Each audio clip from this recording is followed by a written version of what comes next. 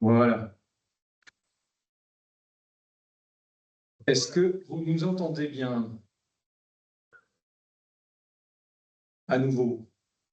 Moi, je vous entends très bien. Je ne sais pas si Parfait. les autres participants nous entendent. Faites-nous signe si vous avez des problèmes de… Parfait. Il y a deux personnes qui sont exprimées par la messagerie, donc c'est OK pour le son et l'image, c'est parfait. Bon, D'accord. on va y aller. Nous sommes. Et on y va. Donc, un petit propos introductif avant d'entamer. Tout d'abord, vous dire que le titre Tout savoir sur la méthanisation est un peu ambitieux. Nous sommes sur un sujet plutôt assez complexe et on va essayer de mieux comprendre plutôt la méthanisation, ou presque. On va essayer de mieux comprendre cette technique et le contexte dans lequel nous sommes. Ce que je voudrais en préambule vous dire, c'est combien ce sujet est quand même assez souvent explosif dans nos communautés de communes, dans nos collectivités. Et donc, ce sont des questions qui sont inflammables, sans faire trop de jeux de mots, mais inflammables parce que sur l'approvisionnement, sur les cultures dans le milieu rural, ça devient très vite un sujet. C'est un sujet sur les intrants, c'est un sujet sur les digestats. Et donc, on voit bien qu'on a plusieurs questions qui peuvent faire que le débat dans nos collectivités locales, que ce soit dans les communes ou dans les communautés de communes ou les communautés d'agglo, devient vite un sujet difficile à comprendre. La deuxième chose que je voudrais dire, c'est qu'il n'y a pas une méta, mais des méta, des formes, et chaque méta est assez singulière. Elle est unique du fait de ses apports. On voit qu'on a plusieurs types d'apports et donc on a des organisations qui vont faire qu'on a une méthanisation qui va être comprise d'une telle manière ou pas. On a son organisation. Est-ce que c'est un agriculteur seul? Est-ce que c'est un agriculteur avec un industriel? Est-ce que c'est un développeur qui a beaucoup de place? Est-ce qu'ils sont plusieurs agriculteurs? Tout ça va aussi donner à chaque méthanisation une organisation particulière. Rappelez qu'on est dans un contexte de baisse de la consommation de gaz. Et donc, on voit bien que dans cette baisse de la consommation de gaz, il y a un mouvement de bascule qui se fait où les territoires ruraux vont devenir des fournisseurs pour le milieu urbain et que ça change un certain nombre de données et de façons de vivre cette nouvelle technique. Rappelez aussi, mais on le parlera tout à l'heure, que c'est un outil de décarbonation majeur pour le transport routier. On l'a vu avec les biogaz, on ne le dit pas assez, au détriment parfois de l'électrique dont on parle beaucoup. Et donc, on a des sujets qui sont intéressants. On a le sujet des boucles courtes en méthanisation, comment plusieurs intervenants et acteurs, que ce soit des agriculteurs, que ce soit des collectivités locales, que ce soit des industriels qui vont avoir des apports, avec des industriels qui vont aussi consommer. On va aussi avoir des techniques de stockage qui vont permettre de lisser la production et de pouvoir fournir aux industriels un gaz permanent. Et puis, bien sûr, on a l'organisation locale qui va faire en sorte que, au-delà des digestats, l'ensemble de l'économie locale va profiter de ce circuit de méthanisation. Et puis, rappeler que c'est quand même bon pour la balance commerciale du pays, qui n'est pas en très grande santé. Donc, malgré tout, plus on va produire de gaz, moins on va en importer. Et puis rappeler, mais je ne sais pas si on aura le temps, le contexte de la PPE3 qui a fixé des objectifs pour la méthanisation. Voilà, donc vous voyez que le sujet est très large, le sujet est très dense, le sujet est très évolutif. Les techniques de méthanisation d'il y a 10 ans ou 12 ans ne sont plus tout à fait les mêmes. Les développeurs se sont tout à fait adaptés également. On est dans un monde qui s'adapte vite, qui évolue vite, avec des agriculteurs qui aujourd'hui sont beaucoup plus sensibles et compréhensifs par rapport à cette technologie. Voilà, je vais laisser les deux intervenants se présenter et puis nous présenter les fondamentaux du biométhane. Ce que je voulais vous dire peut-être avant, c'est que s'il y a des sujets que vous connaissez déjà, on va passer de façon à aller directement à ce qui vous intéresse. Peut-être aussi, n'hésitez pas à utiliser la conversation pour nous dire vos questions, parce que on va dérouler des sujets très différents et donc vous avez vous avez l'habitude, j'imagine, hein, sur la conversation. N'hésitez pas à envoyer toutes vos questions. Il n'y a pas de questions idiotes. Et donc, c'est ça qui nous permettra aussi de débattre entre nous et d'échanger. Voilà. Je laisse M. Ducommun et M. Hubert se présenter. Bonjour à tous. Merci pour l'opportunité de vous présenter un peu ce vaste sujet, effectivement. Donc, Nicolas Hubert travaille à la direction biométhane de GRDF et plus spécifiquement en charge des relations avec la commission de régulation de l'énergie et aussi autour du financement des unités de méthanisation, donc l'accompagnement des acteurs du financement de la méthanisation. Et je suis Laurent Ducommun, j'appartiens à la direction territoriale de GRDF, donc la direction qui est en relation avec les élus, que ce soit sur les territoires ou au niveau national. Et j'ai eu le plaisir d'initier le partenariat avec Intercommunalité de France depuis le début de cette année. Alors, comme le disait fort bien M. Tranchant, il n'y a pas de mauvaises questions, il n'y a pas de questions taboues non plus. N'hésitez pas, si vous avez des questions qui fâchent, elles ne fâchent pas. Nous, GRDF, on est là pour favoriser le développement de la méthanisation et accueillir le gaz dans nos tuyaux. Pour autant, nous ne sommes pas vendeurs de matériel, nous ne sommes pas vendeurs de technologie. Et donc, on conserve quand même une certaine neutralité par rapport à ce genre de choses. Et aussi, on essaye de prendre un peu de recul par rapport à tout ça. Donc, n'hésitez pas à nous poser des questions. Vous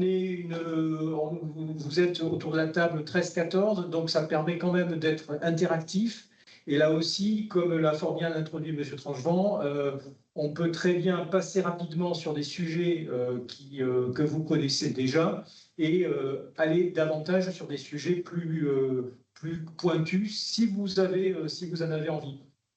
Moi, je voudrais vous demander déjà peut-être d'intervenir dans le chat pour me dire quel est votre niveau de connaissance du sujet, justement.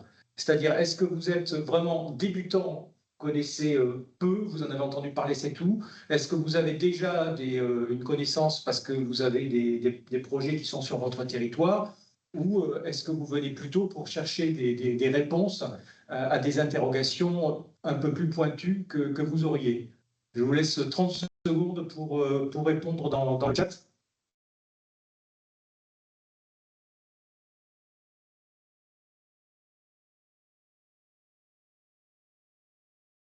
Et on va regarder ça en même temps.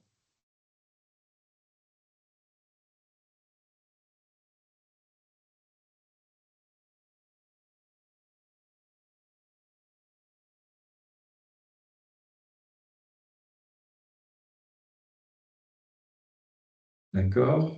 Votre connaissance, oui.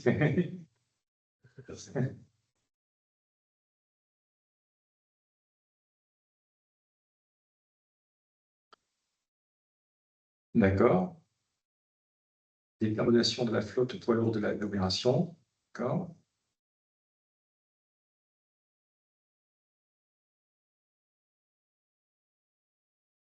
Donc, il faudra bien que vous parliez du débouché, c'est-à-dire de l'utilisation du gaz vert. Oui, les stations de bio-GNV, Tout à fait. Tout à fait. les liens avec les transporteurs, voilà, ce sont des vraies questions. D'accord. Là, OK. Là, OK, c'est aussi La question de la formation, évidemment, qui... D'accord. Le bio-GNV revient souvent. Donc, en contact régulier avec des développeurs agriculteurs. Très bien. Fait. Alors là, c'est plus OK. c'est un peu plus niveau connaissance débutant, impact environnemental en fonction des intrants, acceptabilité de la population. Ouais, c'est un sujet.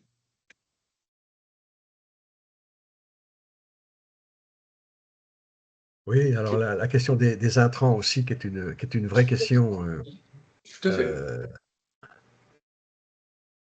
Comme je le disais, qui est souvent un sujet dans les communautés de communes plutôt rurales, qui est un sujet assez explosif, qui rend l'acceptabilité difficile parfois, en tout cas mal comprise. C'est vrai aussi pour les digestats d'ailleurs. Oui, mais c'est pour ça qu'il faut savoir de quoi on parle, pour bien le comprendre. Il me reste deux personnes.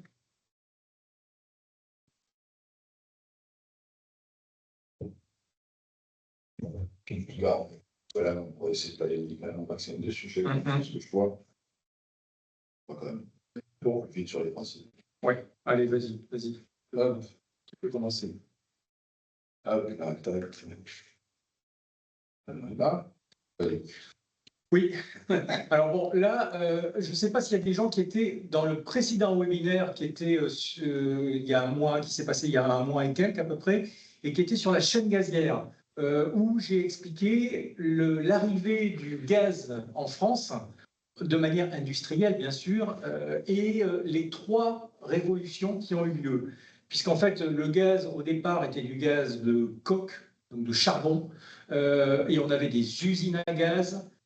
Ensuite, dans les années 50, on a eu le gaz naturel qui est arrivé avec le gaz de lac, notamment, le gisement de lac dans les Pyrénées-Atlantiques. Et puis aujourd'hui, nous en sommes à la 3e révolution gazière avec ce fameux gaz vert qu'on va aborder aujourd'hui.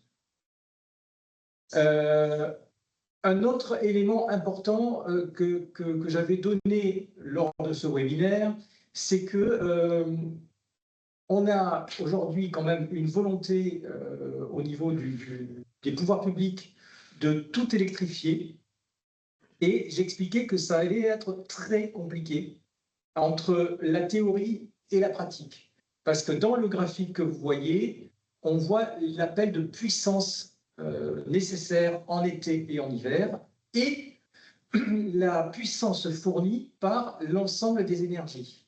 Et on se rend compte d'une chose, c'est que autant en été, on n'a aucun problème avec le réseau électrique pour fournir toute la puissance nécessaire, autant en hiver, il faudrait multiplier par 2 les centrales nucléaires ou multiplier par 10 ou par 20 tous les parcs éoliens et solaires pour parvenir, et encore, pour parvenir à atteindre la puissance nécessaire. Et encore, c'est faux ce que je dis, puisque en réalité, quand on est en pointe d'hiver, c'est généralement quand il n'y a pas de soleil et quand il n'y a pas de vent.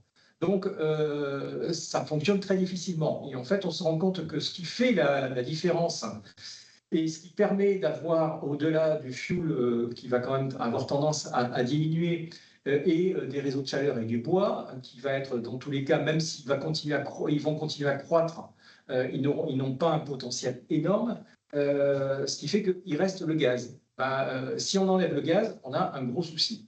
Alors ce gaz, il est d'origine fossile aujourd'hui, donc le but, c'est bien de le décarboner. Ensuite, le troisième élément, c'était l'origine du gaz. Alors là, j'avais posé un petit quiz pour savoir si les gens savaient d'où venait le gaz. Donc non, le gaz ne vient pas majoritairement de Russie, et même il n'est jamais venu majoritairement de Russie en France, en tout cas.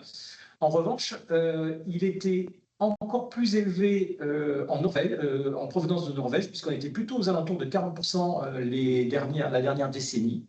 Ça a diminué, et ça a diminué au profit des États-Unis qui exportent maintenant leur gaz par méthanier de manière assez massive en France. Et nous avons quand même un potentiel de fournisseurs assez important, ce qui fait qu'on a très très peu de chances en France d'avoir un souci majeur d'importation. Pour autant, l'objectif, c'est bien de remplacer l'ensemble de l'anneau que vous avez à gauche par ceux que vous avez à droite. C'est-à-dire que l'objectif, c'est bien en 2050 d'être à 100% de gaz vert, avec un premier passage en 2030 à 20% de gaz vert. ce qu'il faut retenir, surtout, c'est ce que monsieur Tranchevant disait, c'est qu'en réalité, ce n'est pas 100% de gaz air sur la base des consommations d'aujourd'hui, c'est sur la base des consommations de 2050. Et les 20% de gaz vert en 2030, ça sera sur la base des consommations de 2030. Oui, les gaziers sont peut-être les seuls énergéticiens en France à dire nous assumons le fait que la consommation de notre énergie va diminuer, diminue et va diminuer. Mais là aussi, va diminuer, pas forcément en nombre de clients de manière exponentielle, mais va diminuer en termes de consommation unitaire. Et on y travaille, on accompagne les clients là-dessus, les collectivités aussi là-dessus. Voilà. Du coup, on passe plus concrètement. Donc, n'hésitez surtout pas à poser des questions. S'il y a des termes qu'on utilise, hein, on a des fois nos jargons, donc vraiment, n'hésitez vraiment pas à questionner les termes. Donc, juste pour revenir rapidement, du coup, parce que les niveaux sont un peu hétérogènes, mais concrètement, le concept de méthanisation, c'est finalement la fermentation de matière organique dans un environnement anaérobie, donc sans oxygène, par des bactéries finalement qui vont venir dégrader la matière organique pendant un cycle dont la durée va dépendre de la nature, de la température et puis la nature des intrants aussi, mais globalement, on va être aux alentours de, on va dire, entre 50 et 80 jours, grosso modo. Et on a deux coproduits qu'on appelle donc le biogaz, qui est la partie gazeuse de cette décomposition, et le digestacle, donc la partie solide du résidu de cette digestion. Ce biogaz, si on regarde à peu près sa composition, alors bien sûr, ça varie en fonction de chaque situation concrète, mais dans les proportions, on est à peu près dans ces ordres de grandeur. On a à peu près 60% de méthane dans ce biogaz, 35% de CO2 et à peu près 5% d'autres composés gazeux. Donc voilà, que ce soit de l'eau, du sulfate, enfin voilà, plusieurs. Alors, ce dioxyde de carbone, on l'appelle du dioxyde de carbone biogénique, pour la bonne et simple raison qu'il était déjà contenu dans l'atmosphère. En fait, il était capté par les plantes ou autres, et il est rejeté de nouveau dans l'atmosphère, mais ce n'est pas un ajout. C'est quelque chose qui était déjà présent. Alors là aussi, je rejoins encore une fois ce que disait M. Tranchevant dans son introduction, la technique va très vite. Il y a 10 ans, OK, il était rejeté dans l'atmosphère, terminé. Ben voilà, Monsieur Pelé, vous posez la question. Oui, maintenant, beaucoup sont en train de regarder comment on le valorise. Alors, on peut le valoriser de plusieurs manières. Je fais un peu de teasing, puisqu'en fait, il y aura un troisième webinaire qui va parler des nouveaux gaz, qui aura lieu fin septembre, qui vous sera proposé fin septembre, et on va parler hydrogène vert, on va parler CO2, on va parler valorisation du CO2, etc., etc. Donc on y reviendra. Néanmoins, on peut déjà vous dire qu'il y a plusieurs techniques.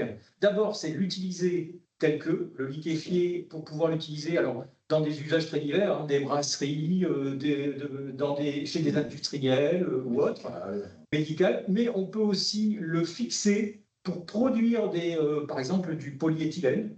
On peut aussi le séquestrer, c'est-à-dire le mettre dans des cavités et le réenfouir finalement dans le sol. Donc on ne va pas aller plus loin aujourd'hui puisque ça sera le sujet du troisième webinaire. Et donc vous recevrez l'invitation et j'espère que vous serez nombreux à venir. Mais oui, ça évolue là-dessus et ce CO2, ça devient un coproduit là aussi finalement et un coproduit intéressant. Du coup, si on continue l'étape suivante, une fois qu'on a regardé la partie plutôt gazeuse, donc le biogaz brut, il y a finalement deux traitements possibles. Un traitement, on va dire, léger, qui consiste finalement à utiliser ce biogaz pour générer soit de la chaleur, soit de l'électricité, soit les deux par l'utilisation d'un moteur. Voilà. Et notre solution, c'est l'épuration, qui est un peu plus que nous regardons, parce que le principe finalement est de faire le tri un peu parmi les gaz qu'on mentionnait précédemment pour récupérer le méthane et derrière pouvoir l'injecter dans les réseaux. Et donc, du coup, je ne sais pas si M. Pellet voulait poser une question ou pas. Je crois qu'il a levé le pouce. Parce que c'était en réaction-réponse. Il est plutôt OK. Mais bon, il peut intervenir, vous pouvez intervenir.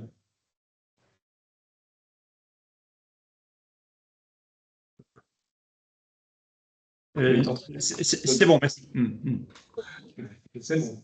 Okay. Donc voilà, donc, une fois qu'on, ça c'était vraiment les grands principes. L'idée c'est là de bien les remettre aussi. Donc on a effectivement plusieurs étapes. La première c'est effectivement la collecte d'intrants avec différentes origines, on va le voir après. La méthanisation, donc le principe dont on vient de rappeler les grands modes de fonctionnement. Donc la partie digesta qu'on peut répandre sur les champs derrière, donc il y a toute la problématique de plan d'épandage et de gestion de ces digestats, et la partie donc biogaz qu'on va venir dans le cadre de l'injection épurer pour derrière pouvoir l'utiliser en tant que soit de carburant dans le cadre des biogènes V, ou soit pour alimenter les bâtiments directement en gaz pour leur usage thermique ou industriel. Et puis aussi derrière, ça peut aussi être utilisé pour des réseaux de chaleur et autres vecteurs du réseau gaz, finalement, de la même façon que le gaz naturel peut être utilisé. Je ne sais pas si déjà sur cette première étape, est-ce qu'il y a des... Voilà, vraiment, toutes les questions sont bonnes. Voilà, je veux se rappeler, déjà, on a un peu rapidement évoqué, mais pourquoi est-ce que c'est vertueux? C'est que voilà, tout ça, ça part quand même de la photosynthèse. Donc, on parle de fixer le carbone qui était dans l'atmosphère à un instant relativement rapproché dans le temps, c'est-à-dire en gros dans l'année, globalement, qui a permis du coup aux plantes et aux plantes de grandir, les animaux qui les mangent et donc du coup les effluents qu'on récupère ou directement les résidus de culture. Toute cette matière organique finalement provient de la photosynthèse de molécules qui étaient dans l'atmosphère globalement sur un cycle très court, et contrairement au gaz naturel, où finalement ce processus, quelque part, dans son entièreté, existe aussi, mais sur une échelle bien plus longue, vu que le processus de création de gaz naturel se fait sur des centaines de milliers, voire millions d'années. Donc c'est l'échelle, finalement, la compacité de l'échelle temporelle de la démarche qui fait tout le caractère vertueux de la méthanisation. On va avancer. Méthanisation. Ouais, c'est bien. Alors, déjà, donc, les intrants, donc il y a vraiment plusieurs sources. Donc on a des intrants agricoles, donc tous les résidus, donc vous disiez fumée, lisier, résidus de culture. Les cultures à vocation intermédiaire ou à valorisation énergétique, font partie des sujets, mais ça fait partie des choses qui peuvent être utilisées. Donc la question derrière, de nombreuses questions se posent derrière sur à quel moment, dans quelle proportion et comment.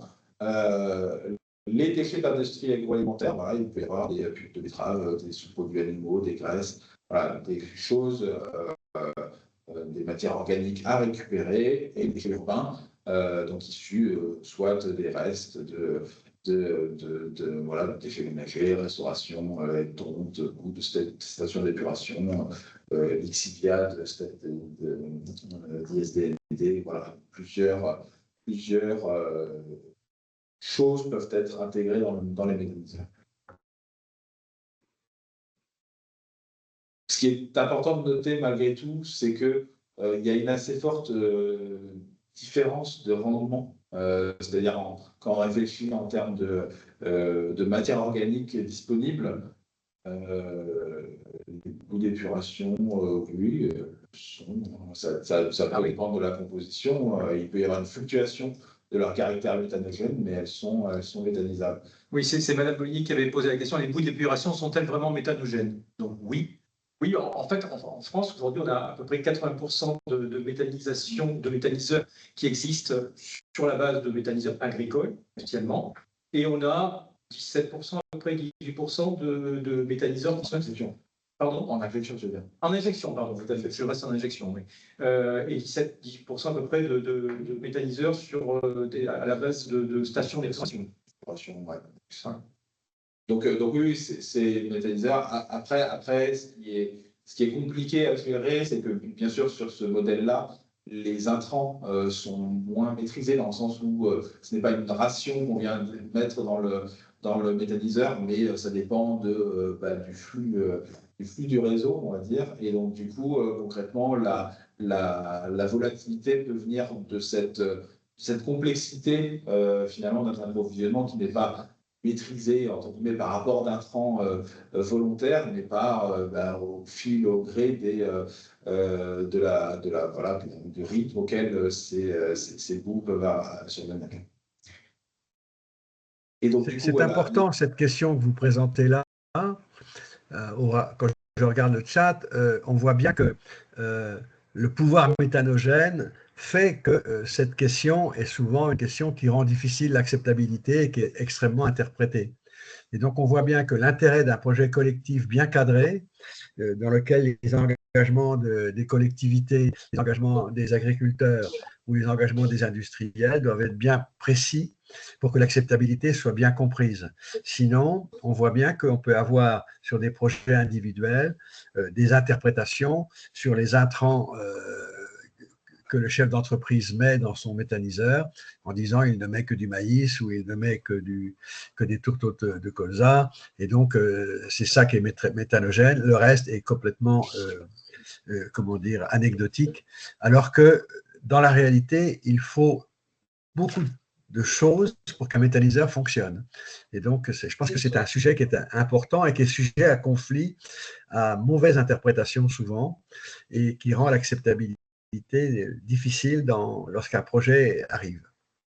Tout à fait. En fait, exactement. Il faut tout à fait la marque de Claire. Effectivement, c'est exactement ça. En fait, il faut vraiment considérer le méthaniseur comme un estomac. Il y a certains intrants qui sont très riches en énergie. C'est comme les McDo ou la junk food. Voilà, on a dans certains aliments qui vont être très apporter des grands apports en énergie. Donc, quand on les prend, on a l'apport en énergie, mais par contre, si on ne se nourrit que de ça, il y a un problème. La méthanisation, c'est pareil. Il faut un mix équilibré qui permette de faire en sorte que les bactéries de la méthanisation ne soient pas non plus, entre guillemets, complètement désorientées par une mauvaise gestion des intrants. Et donc, effectivement, la clé, c'est vraiment dans l'équilibre des intrants. Et il y a une complémentarité à trouver. Alors, c'est des exercices qui mettent parfois un certain temps à trouver. Les agriculteurs, quand ils montent leur projet pour la première fois, ils ont un petit peu cette casquette de chimiste, un petit peu de cuisinier un peu de la portion à trouver optimale pour l'installation. Mais ce qui est sûr, c'est qu'il y a une différenciation. Cette différence, elle s'explique assez logiquement. Concrètement, le fait que tous les effluents soient moins méthanogènes, c'est lié au fait que finalement, la matière organique, elle est d'abord passée par un animal qui en a déjà récupéré l'énergie pour respirer, pour marcher, pour se déplacer. Donc, quelque part, finalement, il y a déjà une espèce de processus qui a valorisé l'énergie, d'où le fait que le résidu sortant de ce process soit moins énergétique que le reste. Inversement, plus les intrants vont être gras, plus ils vont effectivement contenir de la matière carbonée que les bactéries vont pouvoir dégrader et donc générer plus de biogaz. Mais voilà, encore une fois, la problématique, c'est l'équilibre. Et donc, du coup, dans le discours et dans l'accompagnement, comme vous dites très justement, c'est un sujet très important à avoir conscience que il n'est pas possible de faire des méthaniseurs qui fonctionnent de manière parfaitement qu'avec du maïs ou des résidus d'industrie agroalimentaire, que des graisses, voilà, ce genre de choses. Ça ne fonctionne pas, ça peut être des coups de boost par moment, mais à équilibrer avec une ration bien dimensionnée pour s'assurer de la pérennité dans le temps de l'installation. Alors après, on a mis quelques visuels un peu différents, typologies aussi, pour justement marquer ce que vous évoquiez tout à l'heure, à savoir qu'il n'y a pas une méthanisation, mais plusieurs méthanisations. À ce titre-là, donc il y a, si on essaye un peu de les catégoriser, donc il y a des agricoles autonomes, donc à savoir principalement portés par un ou plusieurs exploitations agricoles avec une très large majorité d'intrants agricoles issus de ces exploitations. Donc ça, c'est le modèle qui est quand même assez largement présent aujourd'hui sur le territoire. On a les agricoles territoriaux, agriculteurs territoriales qui sont on va dire une version entre guillemets encore un peu plus amplifiée de ça, avec notamment parfois des intrants complémentaires et qui sont beaucoup plus sur un modèle en collaboration avec les territoires de manière plus marquée et souvent de manière un peu plus un volume d'intrants et de biogestars un peu plus important. On a les stations d'épuration, qui sont un modèle de valorisation. Stations d'épuration qui, d'ailleurs, avant même que les possibilités en injection ne soient possibles, avaient assez rapidement regardé l'intérêt de la valorisation en cogénération, par exemple. Les ISDND, donc toutes les stations de stockage des déchets non dangereux, qui sont aussi une valorisation qui, pareil, n'a pas attendu l'arrivée de l'épuration et de l'injection sur les réseaux pour s'intéresser au principe de méthanisation. C'est quand même une unité un peu particulière, puisqu'en fait, là, on capte le méthane, on met des bâches sur les émanations des gaz, et on capte le méthane comme ça. Clairement, il y a un nombre limité d'unités, et il n'y en aura plus beaucoup, voire plus du tout, dans les années à venir, puisque de toute manière, les charges sont vouées à disparaître petit à petit. En tout cas, il n'y a pas de nouvelles décharges. Il y a quelques casiers, mais c'est effectivement des choses qui sont et qui ont vocation avec la maîtrise de nos déchets à diminuer de la même façon que un certain nombre des risques, je sais pas si mon terme, en tout cas, de secteurs. Les projets territoriaux, industriels territoriaux, donc là plus avec une casquette peut-être un peu plus portée par des développeurs qui viennent de toute façon travailler avec des agriculteurs pour récupérer des matières agricoles et aussi pour les questions d'épandage des digestats, parce que ces questions restent de toute manière présentes. Donc même si entre guillemets le porteur de projet peut être une entreprise peut-être un peu plus spécialisé, un peu plus industriel qu'agricole. Malgré tout, le projet reste derrière, c'est un projet de nature agricole, et donc du coup se pose des questions assez évidentes autour de ces questions de digestat et d'intrants agricoles. Et puis après, on a aussi les sujets des déchets ménagers et biodéchets. Alors, dans les agricoles territoriaux, on va bien sûr retrouver des opportunités de valorisation, mais il peut y avoir des projets qui viennent plus spécifiquement s'intégrer autour de cette problématique de la gestion des déchets ménagers et biodéchets. Donc voilà, donc on voit clairement qu'il y a beaucoup de différents types de méthanisation. En injection, clairement, on le disait tout à l'heure, les deux premières catégories représentent largement plus de 80% du marché. On a un peu plus tard quelques slides sur la dynamique du marché, ce qui permettra de voir un petit peu les différentes répartitions sur le marché de l'injection. Est-ce qu'à ce stade-là, on peut dire quand même qu'il y a toujours, en dehors de l'installation des déchets non dangereux, mais dont on pourrait reparler aussi, mais pour les autres, il y a toujours un intérêt agricole à avoir des agriculteurs qui participent d'une manière ou d'une autre aux intrants et à l'évacuation du digestat. Oui, finalement, il y a peu de méthaniseurs où il n'y a pas au moins des agriculteurs qui participent par l'apport de leurs intrants et digestats. En fait, finalement, ils sont présents au début et à la fin. Tu as raison. Et quelque part, il y a pu y avoir dans le passé certains industriels qui un petit peu cherchaient à s'affranchir de la problématique agricole. Clairement, la plupart de ces industriels ont revu leur positionnement par rapport au sujet et se rendent bien compte finalement que les acteurs du monde agricole sont clairement dans l'équation. Voilà, je faisais la remarque parce qu'il y avait un collègue qui s'interrogeait sur cette question-là et on voit bien que c'est aussi une façon, la méthanisation, de conforter l'activité agricole sous différentes formes. Absolument, tout à fait. Et oui. Oui, parce qu'une fois qu'on a du digestat, eh bien, il faut savoir les pendre. Exactement. Et pour les pendre, alors je sors le sujet des stations d'épuration, mais sur les autres digestats, la plupart du temps, c'est bien épandu sur des champs agricoles et ça retourne à la terre. Mais bon, on parle peut-être un peu bref. Alors après, alors, je ne sais pas si, alors tiens, ça peut être intéressant. Est-ce que vous avez tous déjà visité un méthaniseur parce que c'est vrai que vous ayez connaissance. Qui n'a pas fait une visite de méthaniseur? Vous pouvez lever la main ou le dire dans le chat ou prendre la parole comme vous voulez. En fonction de ça, on passera plus ou moins de temps. Merci. Monsieur Gauthier, Monsieur Titard. D'accord. Okay. Si vous connaissez des interlocuteurs de GRDF autour de chez vous, n'hésitez pas à leur demander. Ils se feront un plaisir de vous inscrire dans une prochaine visite. Parce que c'est vraiment intéressant de voir sur place comment ça fonctionne et de se rendre compte au niveau odeur, nuisance, etc., ou plutôt absence de ces choses-là. Ah, c'est prévu, alors parfait. Bon, parfait. C'est prévu pour le résultat. Bon, donc du coup, dans les grandes lignes, ce qui se passe, c'est qu'il y a vraiment plusieurs objets. On va les parcourir un peu en détail dans les quelques slides qui suivent. Mais donc, on a la réception des matières. Alors bien sûr, avec un pont bascule pour mesurer, parce que bien sûr, tout ce qui rentre dans un méthaniseur doit être mesuré, pesé, suivi et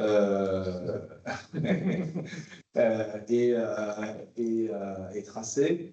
On a donc, une fois qu'on a donc récupéré les matières, éventuellement stockées sur site avec tous les systèmes de couverture pour s'assurer de ne pas perdre le pouvoir méthanogène des intrants, on a derrière ce qu'on appelle une trémie d'incorporation qui va permettre de mettre cette matière, en tout cas la dose quotidienne, dans le méthaniseur. Donc avec le digesteur, le post-digesteur éventuellement. Alors dans les modèles plus récents, on a souvent plutôt maintenant un seul digesteur et il y avait des modèles avec un digesteur, post-digesteur et stockage du digestat. Enfin, voilà, il y a plusieurs générations, on va dire, de méthanisation, mais globalement, les méthanisations actuelles ont plutôt tendance à essayer d'optimiser les installations de manière à en maîtriser au maximum le coût. Et une fois qu'on a ça, dans ces digesteurs qui sont finalement nos estomacs, quand je reviens à la métaphore de la digestion pour le processus de méthanisation, et après on a la partie épuration, bureau de contrôle bien sûr, qui va venir permettre au biogaz de venir intégrer le poste d'injection qui se situe à gauche là dans l'image, qui derrière est la porte d'entrée sur le réseau, et donc qui derrière permet au gaz d'intégrer, de venir alimenter les consommateurs et différents usages qu'il peut y avoir derrière du gaz.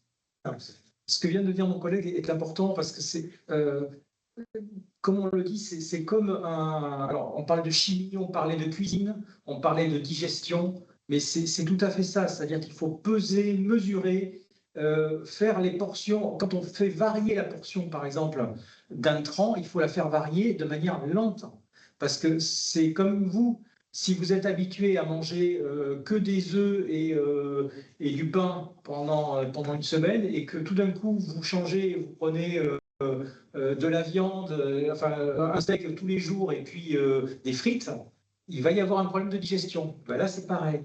Là, il faut faire varier de manière lente et de manière mesurée. Et donc, les agriculteurs qui se retrouvent à gérer une méthanisation deviennent des chefs d'entreprise sur la méthanisation aussi, des industriels là-dessus. Parce que tout est pesé, tout est mesuré, et par ailleurs, tout est noté, parce qu'ils contrairement à ce que laissent penser certains, il y a des contrôles de l'administration et ces contrôles regardent bien tout ce qui rentre, tout ce qui sort, déjà pour s'assurer qu'on respecte bien les règles, puisque je ne sais pas si on l'a dit plus tard, mais on n'a pas le droit en France de mettre plus de 15% d'intrants agricoles d'alimentation dans un méthaniseur, et la réalité, c'est plutôt qu'on est à 6-7% à peu près, selon la moyenne qui est mesurée un peu partout. Donc, tout ça, c'est contrôlé, c'est mesuré. Tout à fait. Et pas que pour la réglementation, aussi pour le bon fonctionnement des méthaniseurs. Exactement. Alors après, on a quelques photos, alors justement, de différents objets. Donc, que ce soit pour les intrants, donc avec les ensilages, les cuves d'intrants, des stockages, des hangars. Voilà, en fonction de la nature des intrants, en fonction de leur typologie, ils vont être stockés d'une certaine façon. Le fait d'avoir notamment des ensilages, ça permet notamment de pouvoir gérer des récoltes plus ou moins productives en termes de déchets à méthaniser. Et donc, du coup, clairement, ça permet aux méthaniseurs d'avoir une espèce de roue de secours en cas d'année compliquée, notamment à la canicule, typiquement en ce moment. Ces intrants, ce stockage d'intrants est clairement un sujet important dans le dimensionnement du méthaniseur à ne pas négliger dans le processus. Là, le pré-traitement mécanique, donc là, effectivement, tout ce qui va être avant la trémie d'intrants, notamment pour broyer, s'assurer que les matières soient les plus finalement que la soupe qu'on va mettre dans le digesteur soit la plus homogène possible, qu'il n'y ait pas de gros éléments. Voilà, il y a un certain nombre de traitements. Il peut y avoir aussi de l'hygiénisation dans le cadre des intrants, on va dire, alimentaires. On va venir potentiellement hygiéniser ces intrants s'ils n'ont pas été déjà hygiénisés hygiéniser, pour ceux qui ne savent pas, c'est tout simplement chauffer à 80 degrés, à peu près 70-80 degrés, pour être sûr que les bactéries pathogènes sont inerte. Plat, et puis le digestat aussi à stocker, donc soit sous forme de cuve, couverte ou non, en fraction solide, liquide. Voilà, il y a plusieurs schémas qui existent, des fois complémentaires. Et donc derrière, après, s'ensuivent bien sûr toutes les problématiques de logistique, d'acheminement, d'épandage, voilà, toutes ces questions-là qui sont les suites naturelles de l'équation. Mais là, on n'est vraiment que sur le processus purement de méthanisation. Quelques ordres de grandeur aussi pour les avoir en tête. Là, en gros, on est parti de la taille. Alors, c'est pas exactement la taille moyenne, mais c'est une taille assez couramment rencontrée de projets. Souvent, les projets qu'on a de typologie agricole sont le regroupement de 2 à 4 exploitations agricoles pour environ 10 à 15 000 tonnes de déchets par an. Ça correspond à une production d'à peu près un peu moins d'une dizaine de gigawattheures par an. Soit l'équivalent, si on réfléchit en nombre de logements, de 1250 logements neufs, ou d'un millier de logements existants, ou de 40 bus. Voilà. Et en plus, ça représente à peu près 10 000 tonnes de digestat. Hein. Grosso modo, en poids, il faut quasiment se dire que ce qui rentre à 90%, ça sort en digestat en termes de tonnage. Alors là, je parle vraiment en méthanisation agricole, et donc du coup, ça permet quand même de se dire que voilà, plus on en fait rentrer, plus il y en a qui sortent. Donc c'est aussi une problématique à bien avoir en tête lorsque les projets se développent. La gestion du digestat est tout aussi pertinente et cruciale que la gestion des intrants. Ce digestat, quand il est d'origine agricole, il ne faut pas oublier que qu'il vient remplacer les phytosanitaires, c'est-à-dire les engrais chimiques. Alors aujourd'hui, on n'est pas à 100% de remplacement, hein, on est plutôt aux alentours de 40-50%, quelque chose comme ça, sur un projet, mais c'est autant d'abord de chimie en moins dans les sols.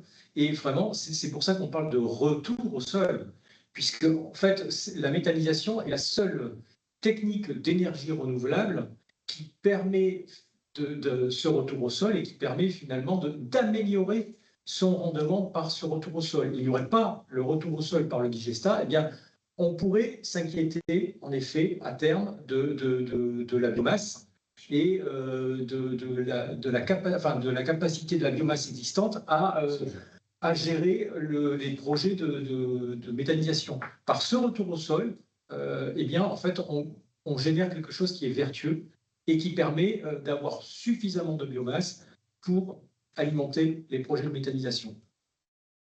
Vous avez une diapo là qui est vraiment très intéressante, hein, parce qu'elle montre l'intérêt local de la méthanisation.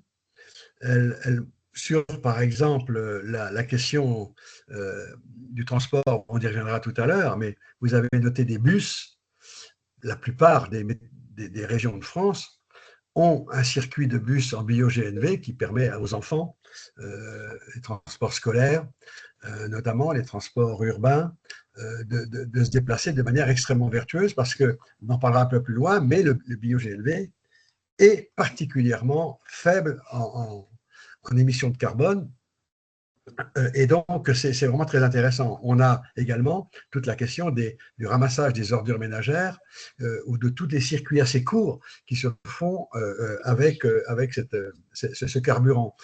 Vous avez parlé du transport, mais je voudrais revenir sur les 10 000 tonnes de digestat également que vous évoquez, avec toutes les études qui sont faites pour mesurer la qualité des sols et contrairement à ce qui est parfois annoncé, à l'inverse, une très bonne intégration dans les sols de ces digestats et des performances qui sont de très bon niveau. Et donc, c'est intéressant aussi pour l'économie agricole de savoir qu'on participe avec la méthanisation à des coûts de rendement plus faibles, des coûts de fonctionnement plus faibles qui permettent une meilleure rentabilité à l'agriculteur. Il y a plusieurs universités en France qui, en lien avec les lycées agricoles, mesurent les différents effets des intrants sur les différents sols, puisque tous les sols ne sont pas de la même nature, et qui vont nous donner une expertise sur cette question qui est souvent aussi sujet à commentaires et à angoisse de la part des habitants lorsqu'ils voient arriver un site de méthanisation. Et clairement, typiquement, on ne l'a pas évoqué, mais typiquement, c'est les problématiques d'odeur aussi. On a notamment ces questions qui reviennent, notamment dans les régions où il y a des lisiers qui, dans les pratiques agricoles, étaient assez régulièrement utilisés directement en épandage sur les cultures.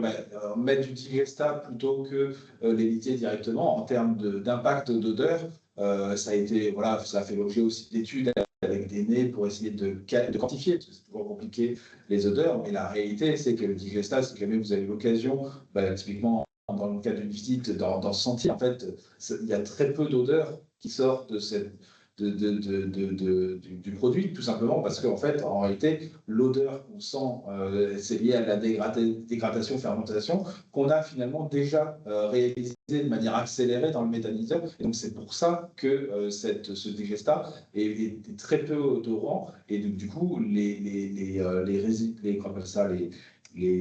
impacts sur la population sont bien réduits avec l'utilisation de ces digestats par rapport à l'utilisation directement de lisier sur les parcelles.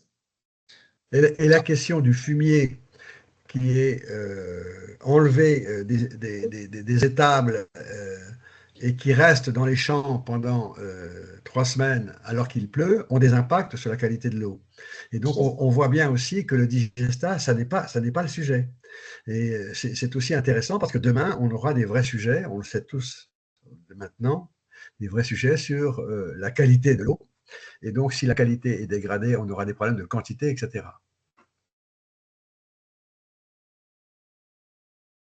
Ok, ouais, Marc. Pardon?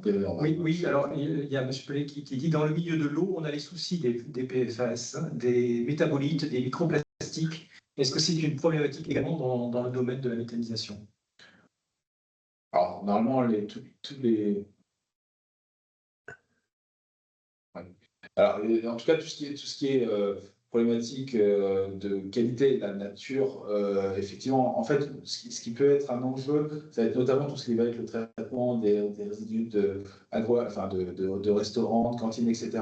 Où là, clairement, bah, la problématique de déconditionnement alimentaire, elle va être centrale, de manière à être sûr de ne pas intégrer dans le processus de méthanisation des plastiques. Donc là, clairement, c'est un vrai sujet qui fait d'ailleurs qu'un certain nombre d'agriculteurs peuvent être un petit peu vigilants, en tout cas très vigilants sur la nature des intrants qu'on amènerait par, entre guillemets, voie moins maîtrisée. Donc, typiquement, où c'est susceptible de ne pas y avoir un bon tri à la source. Et donc, du coup, clairement, ce qui rentre dans le méthaniseur, si derrière ça peut être digéré par le méthaniseur, ça va ressortir dans le digestat. Donc, effectivement, si dans les intrants, il y a des résidus plastiques, etc., ils ne vont pas être enlevés par le processus. Mais en tout cas, ce qui est sûr, c'est que le processus en lui-même n'en rajoute pas. Donc, il y a toute une question derrière, dans le stockage des intrants, tout un ensemble de couvertures pour s'assurer que le processus soit entre guillemets propre en lui-même.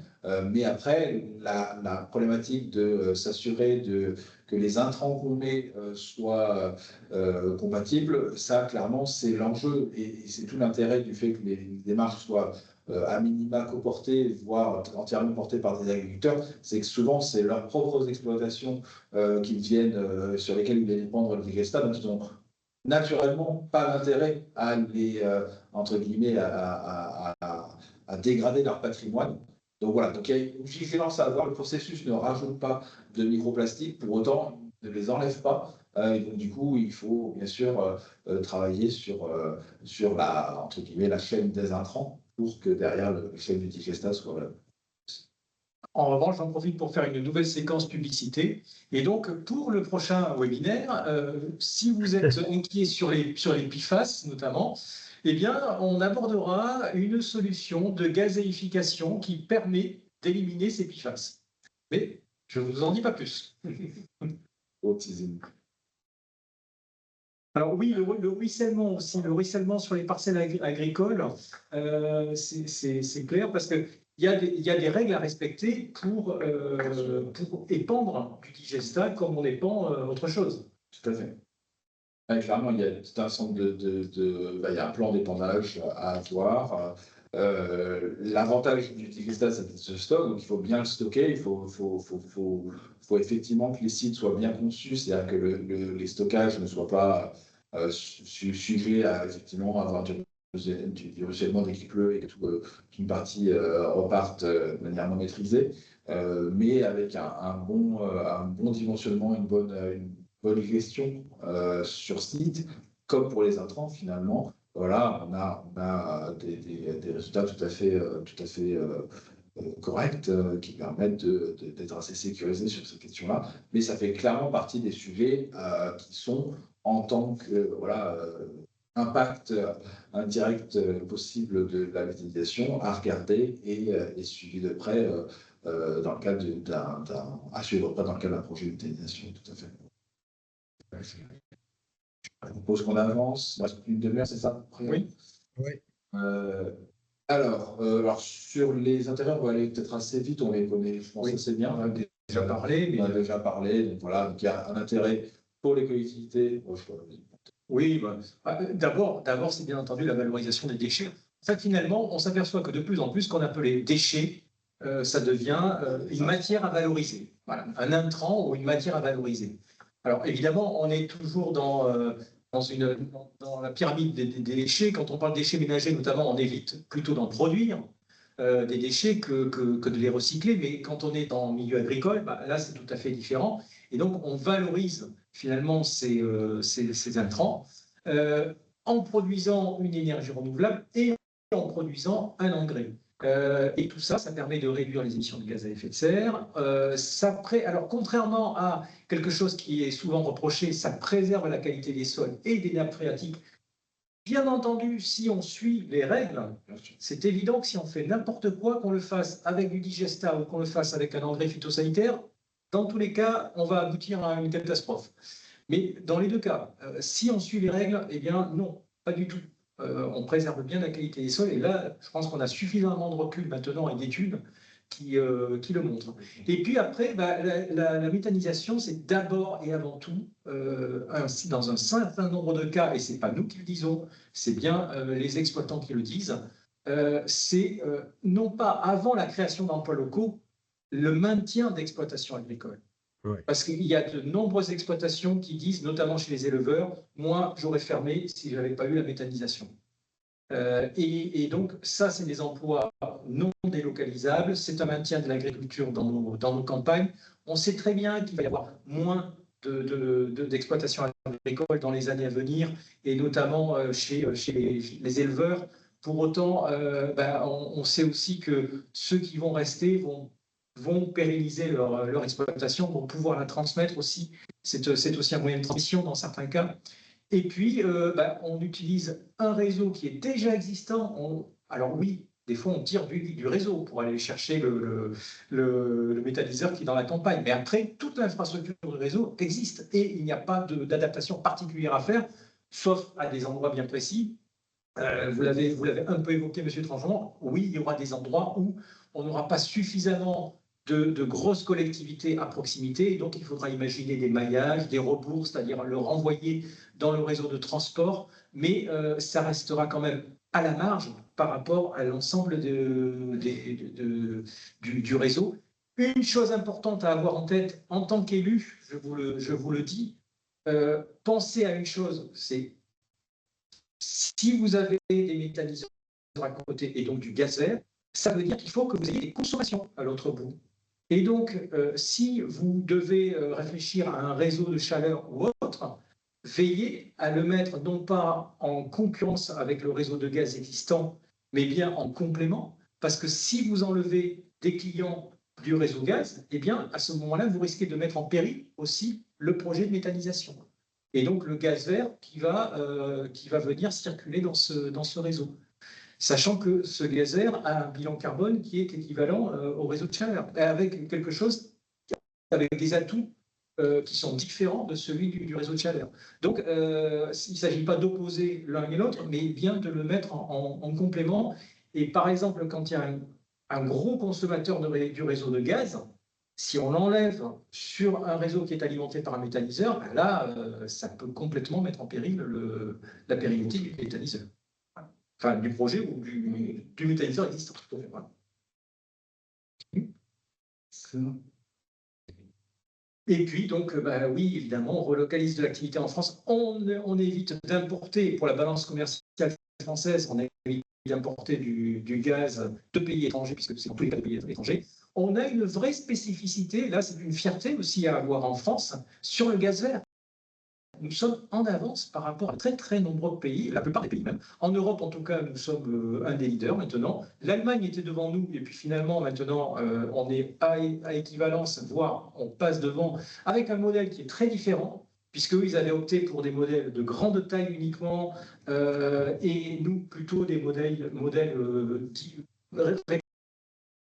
répartis sur l'ensemble du territoire. On travaille avec des associations comme WWF France et d'autres associations pour justement essayer de s'améliorer dans l'intégration dans le paysage, dans les bonnes pratiques, dans la biodiversité également. Et puis, comme on l'a dit, là, on valorise les déchets des territoires, notamment quand il s'agit de biodéchets ou autres. Alors, l'empreinte carbone, justement, un sujet qui est très important. Alors là c'est un graphe qui est issu d'une analyse qui avait été faite. Alors, il y a plusieurs analyses de cycle de vie. Là, c'est vraiment une analyse qui a été faite spécifique au transport. Voilà, on a la base ADEME aussi. Enfin, voilà, toutes les analyses de cycle de vie ont leur périmètre et leurs chiffres. Donc voilà, alors là, ce qui n'est pas tant important, c'est pas nécessairement la valeur, mais c'est plutôt la comparaison. Ce qu'on voit, c'est que globalement, les facteurs d'émission du biométhane sont, on va dire, à peu près équivalents à tout un ensemble d'autres secteurs, et, on va dire photovoltaïque, géothermie, bois, éolien, hydraulique. Voilà, globalement, par rapport, quand on compare à des usages plus biodiesel, gaz naturel, fossile, fuel domestique et charbon, on voit bien que finalement, cette nouvelle catégorie d'énergie renouvelable, les six barres de gauche dans ce graphique, montrent bien qu'on a aujourd'hui des solutions qui existent et que la solution biométhane est clairement une solution pertinente dans cette équation. Et quand on compare aussi du coup à droite là, sur les différents carburants qui existent, donc il y a le HVO100 et le biogénétique qui sont clairement les deux les plus entre guillemets efficaces en termes de CO2 au litre, comparativement au diesel classique. Alors, il y a le B100 qui fait un peu mieux que le diesel classique, mais qui reste quand même moins efficace que le biogénétique et le HVO100. Donc voilà, donc clairement, le bio GNV est une vraie valorisation possible, et on mentionnait tout à l'heure pour les bus et pour les ordures ménagères, clairement sur un usage de cette typologie-là, sur des véhicules de cette typologie-là, on est sur des produits qui sont très, très intéressants, avec une autonomie tout à fait bonne, avec des performances tout à fait équivalentes, avec en plus, je ne sais pas si vous avez déjà eu l'occasion de rentrer dans un bus bio-GNV ou dans un camion GNV, un confort avec des vibrations et une nuisance sonore largement diminuée par rapport à des véhicules classiques. Et donc, du coup, l'impact, entre guillemets, sur les riverains et même pour tout simplement les collaborateurs qui doivent faire l'acheminement, c'est tout à fait un gain au quotidien. Donc voilà, donc une réelle complémentarité entre un usage finalement qui est voilà, un sujet important dans le panel des consommations d'énergie globale en France, et donc une complémentarité de l'usage du bio-GNV sur et du coup les intérêts des territoires.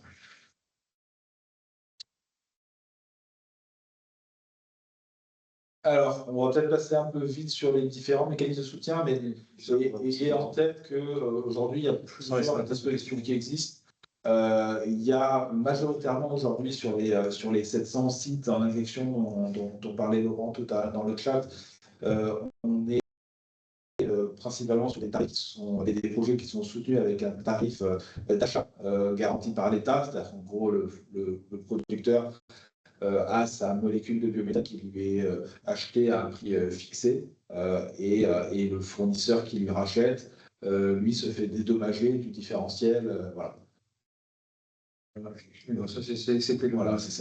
Effectivement, le 44, c'est dans la base Eden. Enfin, il y a plusieurs sources. Donc là l'idée, c'était pas de débattre des niveaux, mais plutôt des différents, voilà, des effets comparatifs par rapport au gaz naturel fossile. Donc le tarif d'achat, c'est un sujet. Ayez en tête que le futur du développement de la méthanisation sur le territoire va passer notamment avec un mécanisme qui s'appelle les certificats de production de biogaz. Pour faire simple et pour faire analogue, en fait, c'est un équivalent des mécanismes qui existent dans le transport, où finalement les transporteurs ont une obligation d'incorporation de procédés décarbonés pour leur flotte de véhicules. Mais là, de la même façon, les fournisseurs de gaz auprès de leur clients particuliers et tertiaires vont devoir justifier de la production de gaz renouvelable à hauteur d'un objectif qui sera fixé, qui est fixé déjà pour 3 années déjà, mais qui sera fixé dans le futur par les pouvoirs publics, et qui aura vocation naturellement à augmenter avec le temps, de justifier de la production de gaz renouvelable, biométhane ou des nouveaux gaz, comme on verra dans le séminaire, dans le webinaire suivant. Et donc, du coup, ces objets-là vont finalement inciter financièrement, parce que c'est des fournisseurs qui ne joueront pas le jeu, auront des pénalités financières qui renchérira très largement leur coût d'approvisionnement, et donc, du coup, le coût à facturer aux clients, et donc potentiellement les font perdre des clients s'ils ne jouent pas le jeu. Voilà, je ne rentre pas plus dans le détail, sauf s'il y a des questions, mais ça aussi. Voilà. Alors, un petit laïus quand même important, parce qu'on l'a un petit peu évoqué, il y a quand même une modernisation des réseaux qui est nécessaire, parce que quand on revient en tout début, le principe, c'est au début, on produisait du gaz localement dans nos usines à gaz. Après, on est passé depuis les années 50 sur de l'import massif.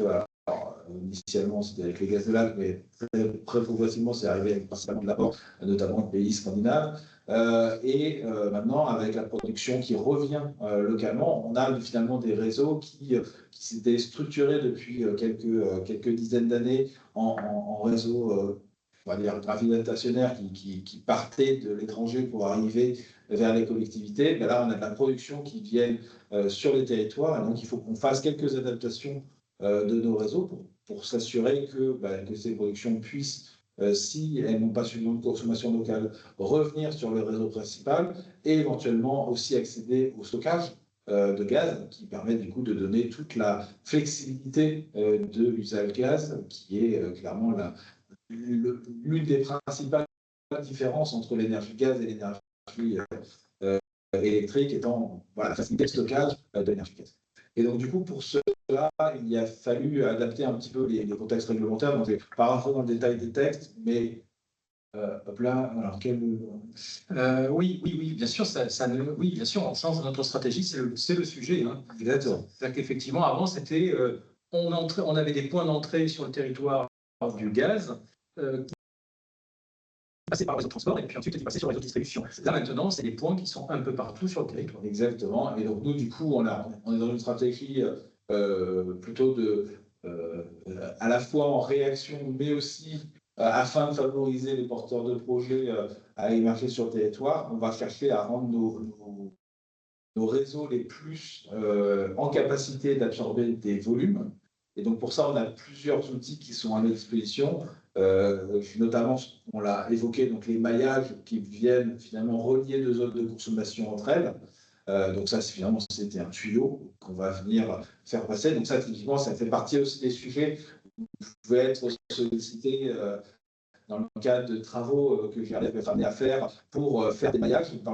Et donc, du coup, c'est clairement un sujet qui peut générer des travaux complémentaires par rapport à des simples questions entre guillemets, de raccordement de clients-consommateurs.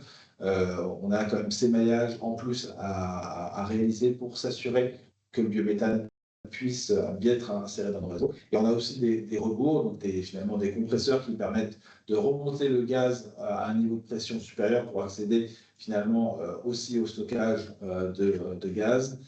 Et donc, ces compresseurs, il y a aussi des enjeux d'acceptabilité, notamment pour la localisation de ces infrastructures. Donc, on a souvent des sujets comme ça. Si jamais vous avez des questions qui vous viennent, n'hésitez vraiment pas à venir en parler. On pourra expliciter. C'est vrai que c'est des outils un peu techniques, mais qui sont importants pour le développement global du biométhane en France. Après, en termes d'enjeux financiers, ayez en tête que les réseaux gaz sont finalement assez résilients. On a relativement peu d'investissements complémentaires à faire pour que tout cela fonctionne. Alors, il y en a, on ne va pas mentir. Aujourd'hui, on identifie déjà à peu près entre 400 et 500 millions d'euros d'investissements à réaliser dans les 10 prochaines années. Pour autant, cet investissement-là est largement plus faible que celui qui est nécessaire pour adapter le réseau électrique. Je pense notamment à toute la production décentralisée de photovoltaïque. Alors, la pression, j'ai vu la question qui s'est touchée. La pression, ça dépend. En fait, en gros, il y a plusieurs niveaux de pression. La plupart du temps, les consommateurs finaux, on va dire, résidentiels et petits tertiaires, ils vont être acheminés avec une pression qui se situe entre 1 et 4 bars. On a un deuxième niveau de pression en distribution, notamment pour les clients industriels, les stations GNV. On va plutôt être sur des niveaux qui vont être situés entre 4 et 16 bars, on va dire ça comme ça, ou entre 8 et 16 bars. Et après, le réseau de transport, lui, il est plutôt aux alentours de 50-60 bars, 80 bars, voire 100 bars sur le réseau principal. Et du coup, concrètement, on a des fois des compressions qui doivent souvent monter, donc la pression d'une grosse dizaine de bars vers ces 50-60 bars. Ouais, voilà. Donc concrètement, alors, au niveau alors, le process, on sort de l'épuration, grosso modo, le process sort à peu près à 8-10 bars. Techniquement, on est à peu près à cette pression-là en sortie de process de méthanisation dans la plupart des fabricants d'épurateurs, c'est à peu près la pression de sortie. Donc, nous, concrètement, lorsque le projet est sur le réseau de distribution, mais quelque part, il va quasiment injecter à plat sans nécessairement avoir ajusté sa pression. Si par contre il injecte sur les réseaux de transport, il va potentiellement avoir besoin d'ajouter un compresseur pour remonter la pression à 50 ou 60 bars. Voilà. Bon, en tout cas, ayez en tête qu'il y a des dispositifs qui existent pour faire en sorte que nous, on puisse être au rendez-vous des réseaux. Un petit aperçu quand même, alors ça je vais passer, c'est toutes les évolutions réglementaires. Sur la dynamique et en tête que voilà depuis les premiers sites, le premier site en injection c'était en 2011. Aujourd'hui on est à plus de 760 sites en service à début juin, sur quasiment 15 TWh de puissance, ce qui représente grosso modo plus de 2,5 réacteurs nucléaires en équivalent sur la production annuelle. Aujourd'hui, on l'évoquait un petit peu dans le cadre de la PPE3, il est affiché une production totale de tout gaz renouvelable aux alentours de 60 TWh, 44 TWh si on regarde que la partie biométhane. Mais en tout cas, ce qu'on voit bien sur la carte, notamment, c'est la densification des points en injection. Qui se renforce, alors avec bien sûr quelques régions qui sont un peu plus actives que d'autres en termes de nombre d'opérations. Ça ne veut pas dire notamment les tout à fait. Voilà, il y a des régions avec beaucoup de projets de petite taille. Je pense notamment à la partie Bretagne où il y a beaucoup d'installations de taille plus petite parce que voilà, élevage. Effectivement, Hauts-de-France, Est, avec beaucoup d'installations, mais aussi de taille plus importante. Donc voilà, une production très importante. Sud-Ouest avec un peu moins d'opérations, mais des opérations de taille conséquente aussi. Sud-Ouest s'est mis tard. C'est ça. La première injection, je crois, a eu lieu en 2017 ou 2018, quelque chose comme ça. Donc, on le voit effectivement en 2018, il n'y avait qu'un seul point. Tout à fait. Et alors, si on regarde un peu la des projets raccordés. Alors, on voit qu'il y a quand même un effet, c'est pour ça qu'on a quand même voulu évoquer les questions de tarifs d'achat, parce que c'est quand même un point à avoir en tête. Ayez en tête que dans les mécanismes de soutien du biométhane, entre 2020 et 2023, il y a un petit creux. Et ce petit creux, on va le ressentir en termes, et on commence déjà à le ressentir en termes de nombre de sites qui va se raccorder dans les prochains mois, où on sent clairement qu'on subit le petit creux de cette période-là.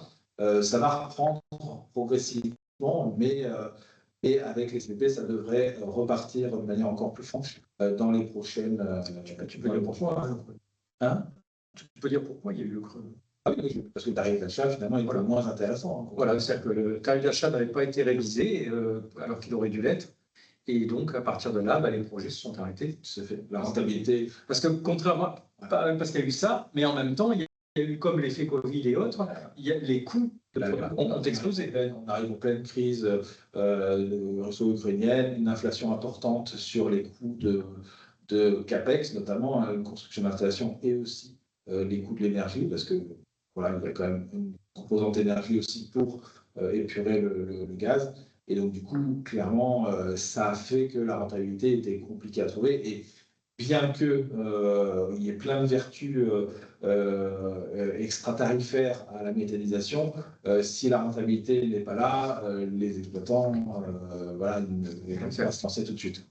Donc il y a un enjeu clairement sur la valorisation, et on a évoqué tout à l'heure rapidement dans le commentaire la valorisation du CO2. C'est aussi un enjeu de rapporter, de rajouter un peu plus de rentabilité aux installations lorsque la valorisation est possible et avec un client en face. Voilà, donc clairement, la dynamique de demain, on voit, si on repense au slide sur les différents mécanismes, le tarif d'achat va suivre un rythme un peu tendanciel et devrait aboutir à l'horizon 2030 à un potentiel d'à peu près 20 TWh, c'est-à-dire que quand on dit qu'aujourd'hui on est à 14,5 TWh, c'est 14,5 TWh à quasiment 100% de tarif d'achat. Donc, du coup, c'est ce 14,5 d'aujourd'hui qui devrait progressivement, tendanciellement, dans les 5-6 années prochaines, arriver à 20 TWh. Les CPP ou PPA, on y répondra plus tard. Ouais, on répondra. Et donc, du coup, les CPP sont censés apporter une dynamique. Donc, le rebond qu'on attend, il est beaucoup lié à ces nouveaux mécanismes. Donc, du coup, ça s'appuiera beaucoup sur finalement les fournisseurs de gaz qui vont devoir mettre en place des installations. Et donc, du coup, clairement, sur les territoires, vous avez peut-être déjà commencé à être sollicité pour essayer de trouver différents fonciers qui leur permettraient à eux, en tant que développeurs, de pouvoir faire émerger un territoire, un projet. Ils doivent à la fois gérer les problématiques de gisement, de digesta, mais aussi de localisation. Et donc, ces projets-là, peut-être de taille un peu plus importante que ceux dont on a donné quelques ordres de grandeur tout à l'heure, les projets de type CPP risquent de probablement chercher à optimiser un peu plus leur taille de manière à faire le maximum de synergie pour finalement diminuer leur coût de production. Voilà, ces installations sont les installations qui vont progressivement être amenées à se développer sur le territoire. Et puis, il y a les nouveaux gaz, dont on parlera dans un prochain webinaire, mais qui sont aussi là pour compléter l'objectif du projet PPE. Oui, monsieur Michel.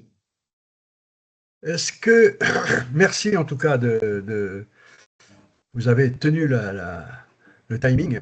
Moi, je voulais savoir s'il y avait des questions qui étaient dans notre salle, qui souhaitaient poser une question plus précise avant qu'on arrive à notre conclusion.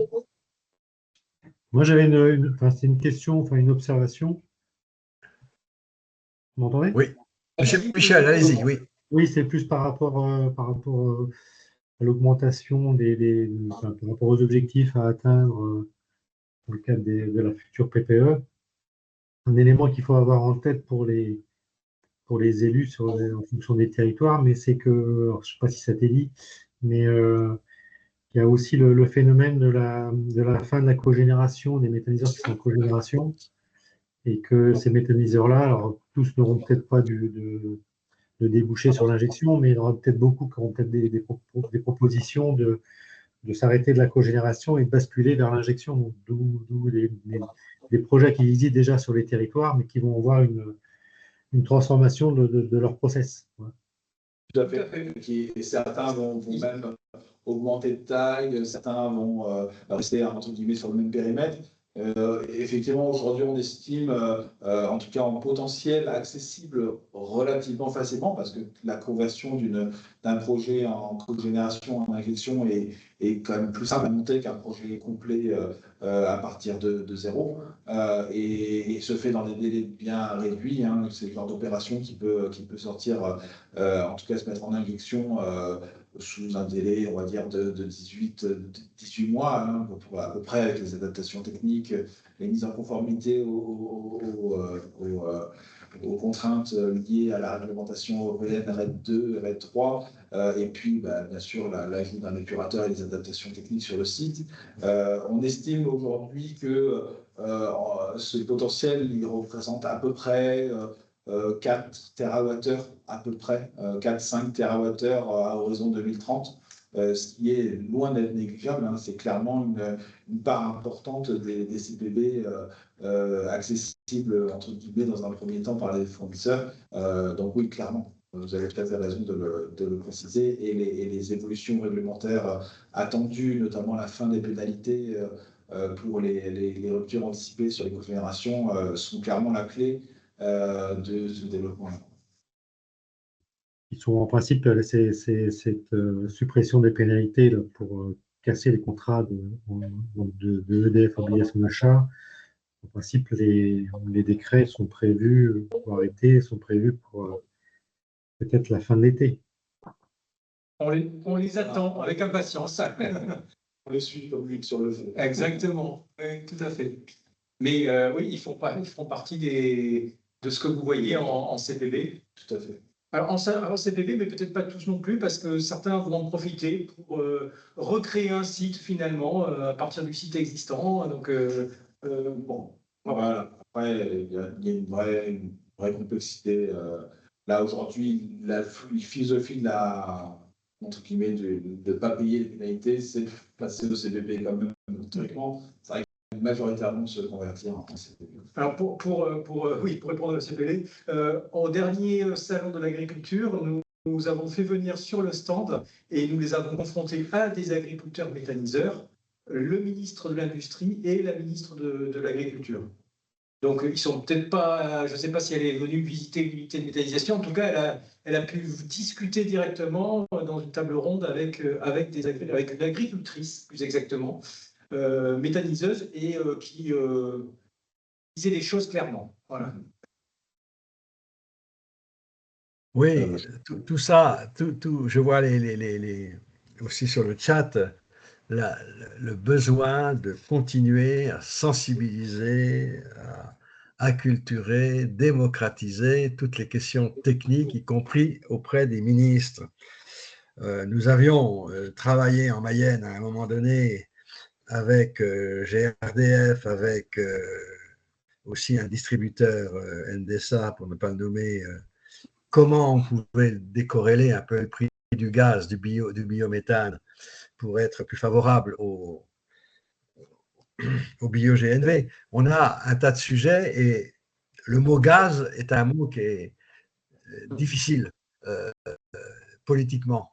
On voit bien que quand on va au niveau européen, cette question du gaz est une question du gaz vert, est une question qui n'est pas comprise. Et donc, on aura encore à l'avenir plein de sujets et je vois que l'heure arrive. On va arriver à la fin. Carole, merci d'avoir mis sur le chat de conversation un certain nombre d'éléments. Vous pourrez retrouver, bien sûr, sur notre site Interco de France l'ensemble de cette présentation et son enregistrement. Pour conclure, moi, je voudrais quand même d'abord vous remercier d'avoir fait cette présentation.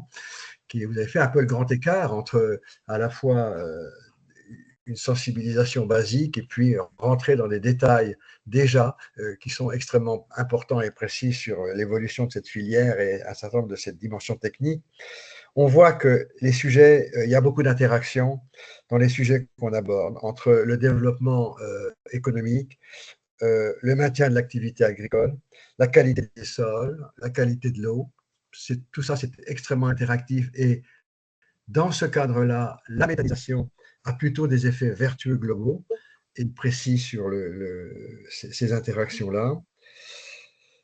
Vous avez posé, et plusieurs en ont parlé rapidement sur la question de l'information aux citoyens, aux industriels, aux transporteurs. C'est encore mal connu, malgré la maturité de la filière.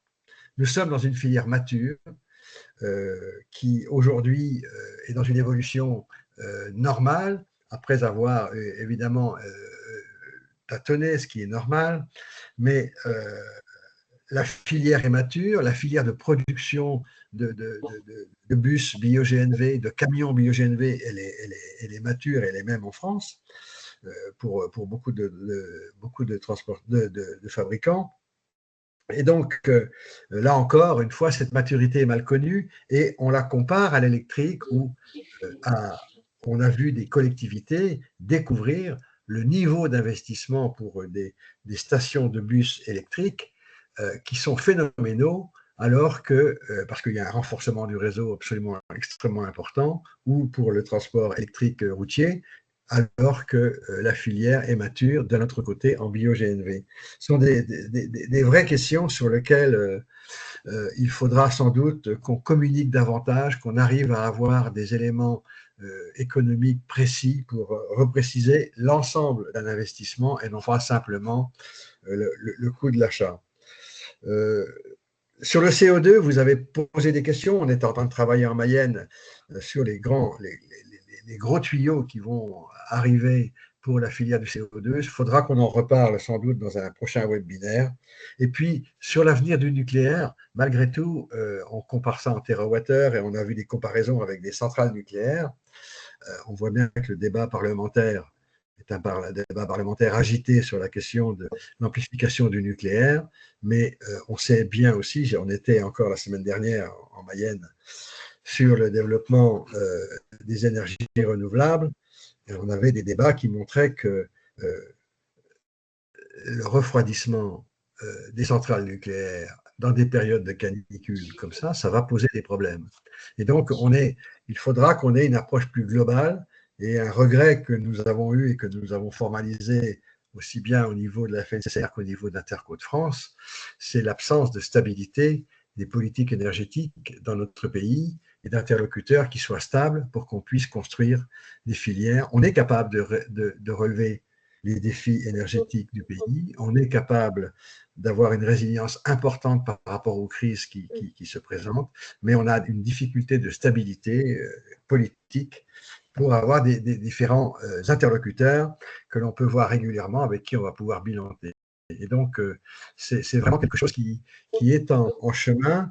On a besoin de vous, hein, je le dis à tous nos participants, on a besoin de vous tous pour nourrir notre réflexion sur ces sujets-là, avec une stabilité qui, si elle n'est pas au niveau de l'État, au niveau de l'organisation de l'État, elle est au niveau d'Intercommunalité de France. Il y a des différents acteurs dans les territoires qui, eux, continuent et de relever ces défis-là. Voilà ce que je voulais vous dire en conclusion.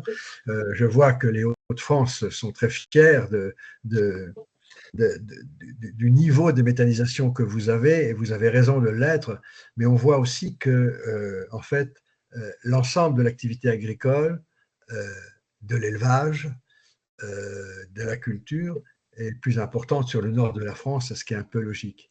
Et on voit bien que notre pays va traverser aussi ces crises-là avec toute la partie nord de la Loire, on va dire de manière simpliste un peu, jusqu'à Strasbourg, est tout à fait au rendez-vous de la méthanisation, ce qui est un peu moins le cas, mais c'est sans doute plus difficile dans d'autres endroits. Donc voilà ce que je voulais vous dire en termes de conclusion. Vous remercier M. Ducommun et M. Hubert de cette présentation. Vous donner rendez-vous en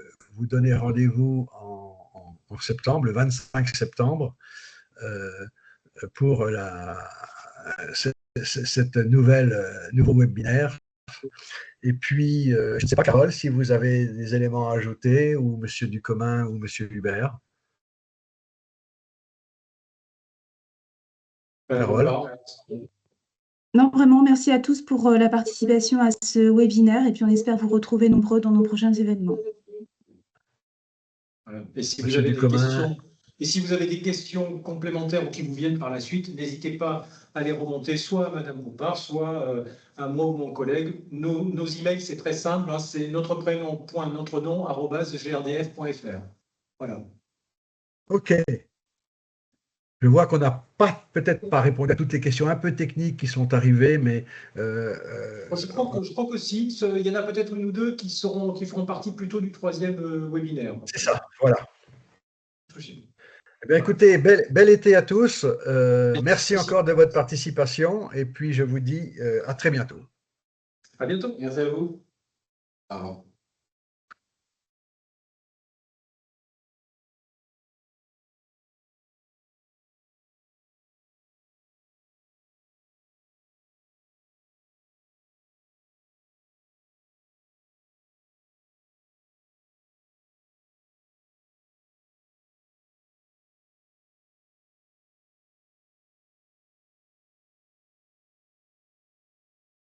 Écoutez, je vous dis au revoir, messieurs.